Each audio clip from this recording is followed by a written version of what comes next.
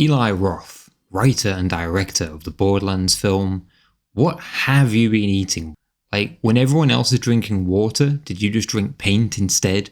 You swapped out steak for bonsai trees, and you might have enjoyed a bit of the old green leaf, snake plant edition. This man had the brilliant idea, no doubt alongside the randiest of randies, Randy Pitchford, to make a film about Borderlands where they use all the key names and locations and then just change it all anyway. Like, why?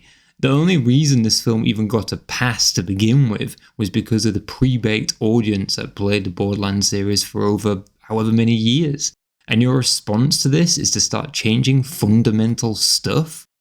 Borderlands, the film, is a fantastic example of how to take a pre-established franchise and rebuild it for no one. Let's take everything the fans like and make it worse, and so bad that newcomers won't enjoy it either.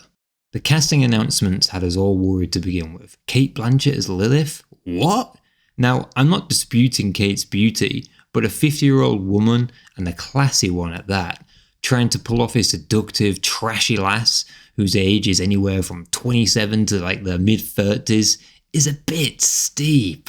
Then we've got Kevin Hart as Roland, comedian turned actor, known for being short, to take up the role of a serious, by-the-book soldier? What the heck? And then there's others coming in like Jamie Lee Curtis playing Tannis. I don't know whether there's an official word on Tannis' age, but a 60-year-old playing someone who's assumably in their 30s or 40s. How much chicken have you snorted, Eli? Now, before the age police start smacking me around, the casting, oddly, was the best part about the whole damn film. I could get on board with Kate's interpretation of Lilith. I suppose that's her talent as an actress shining through. And the same goes for Kevin's Roland, who actually kept things pretty straight and did a decent job. Florian did a great Krieg as well, perhaps the most faithful to the original characters out of all of them. And sticking with the positives, there was lots of little details that were taken straight out the games, like the masks as they walk around the city, right through to like the fresher Moors and bandits in general. Praise due where praise is deserved, right? But mama, slam the brakes on and grind this ice cream truck to a halt because that's where the good times stop, alright? Much like the original Borderlands game, the story's pretty bland.